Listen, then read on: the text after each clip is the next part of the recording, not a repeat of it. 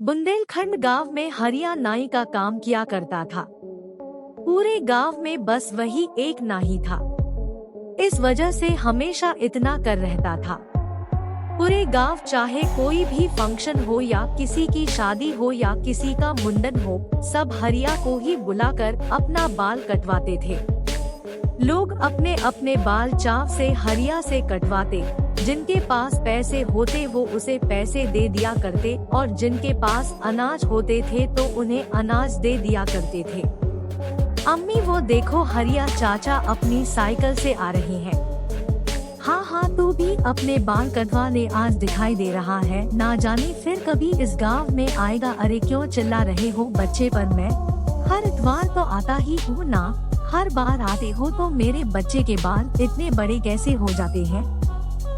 इस बार इसका पूरा मुंडन ही कर देना नहीं। अम्मी मुझे बौजी कटवाना।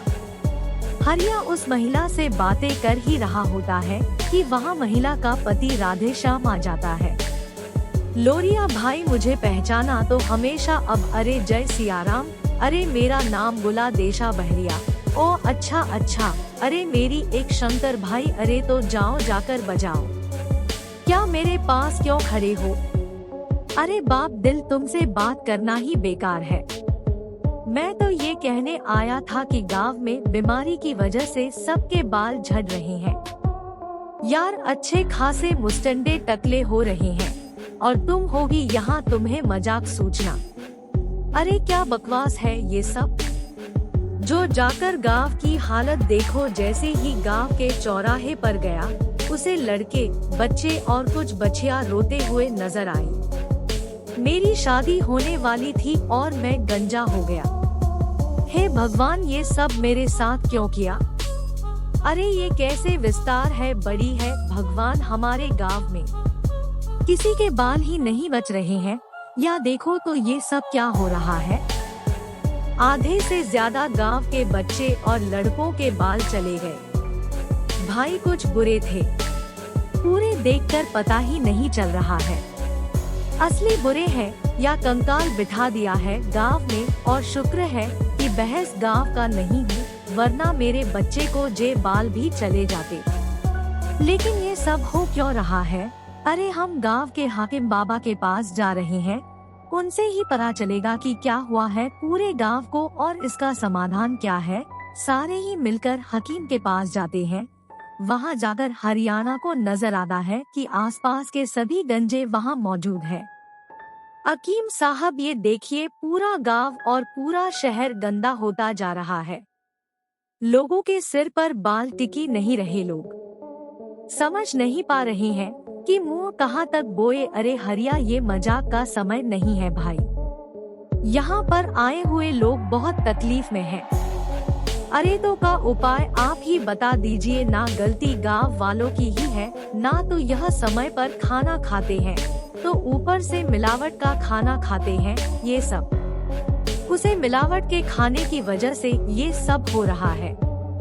खारे अब इसका उपाय भी बता दीजिए साहब। कुछ ही दिनों में गांव में कई सारे कार्यक्रम होने वाले हैं। इसको ऊपर जाता है।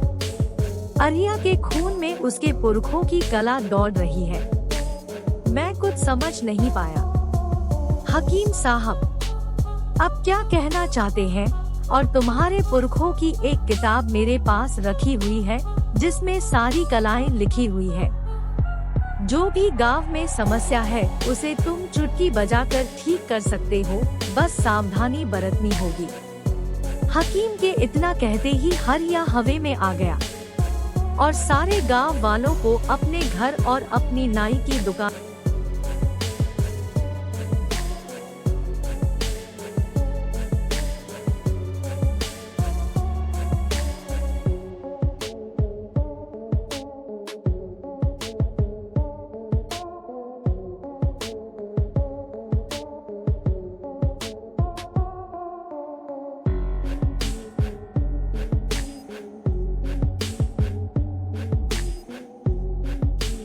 एक बड़ी चाल चली और दिन रात एक करके बालों को उगाने की दवाई बना दी।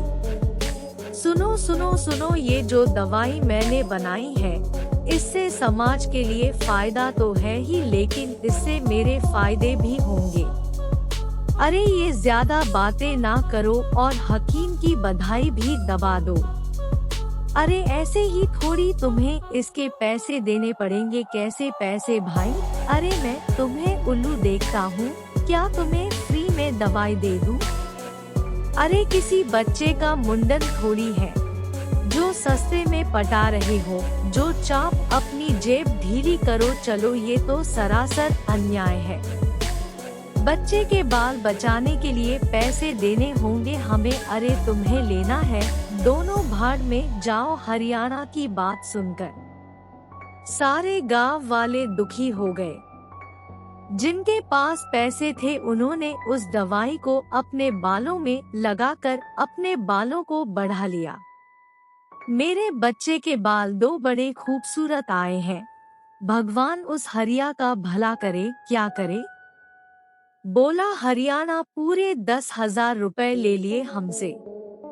सारे गांव वाले हरिया से दुखी होकर उस हकीम के पास जाते हैं। अरे वो सारी यादें हमें धोखा दिया है। बाल उगाने के लिए इतना भाव बता रहा है, जीतने में नहीं, गाड़ी और नया घर आ जाए। यह सरासर अन्याय है। हकीम साहब हम तुम तब हो गई जब हरिया ने मेरे बच्चे को घर से निकाल दिया। मैं तुम्हारी हर बात स्वीकारता हूँ। अरे अपने गुणों का दुरुपयोग तो कर रहा है, तुम भी बिल्कुल वैसे ही करो। ये लो ये दवाई, इसे जाकर हरिया की बालों वाली दवाई में डाल दो और दूसरे ही दिन इसका परिणाम देखना। ये काम तो मैं ही करूँगा, तुम बस तेल ले जाओ। मैं क्या क्या। रात के समय भैरव हरियाणा के घर पर एक बिजली की तार गिरा देता है, जिसे देखकर हरिया घर से बाहर जाता है और उसी मौके को देखकर हकीम की दवाई भैरव हरियाणा के बाल उगाने वाली दवाई में मिला देता है। अरे भैया बाल झंडे वाली दिवाली मुझे भी हो गई है। यहाँ पे मुझे भी उसकी दवा दे सकते हैं। ये लोग पैसे देकर जाना। लेकिन उस आदमी ने जैसे ही हरियाणा के हाथ से लेकर दवाई लगाई, उसके बाल काट ओके हो गए। ये मेरे साथ क्या हो गया? मेरे पास तो काटेंगे जैसे हो गए। और 7 आदमी के काटों के बाल देखकर हरिया चौंक गया। सुबह से जिसने हरियाणा के पास से दवाई ली थी, उन सब के बाल काटे के हो गए। सारे ही अपने अपने कांटों के बल्ले कर हरिया की दुकान पर पहुँचे। यह तुमने मुझे कैसी दवाई दे दी है? मेरे सारे बाल काटे के हो गए हैं। इसे देखकर मेरे बच्चे भी मेरे पास नहीं आ रहे। सभी को गुस्से में देखकर हरिया डर जाता है और वहाँ से भागने ही वाला होता है कि भैरव उसे पीछे से पकड़ लेता है। अरे देख क्या रहे हो? अपने को कांटों वाले बाल इस पर मार दो।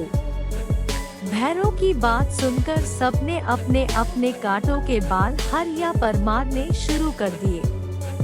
नाटों के बालों की वजह से हरियाणा के कपड़े फट गए और वह घायल होकर जमीन पर गिर गया।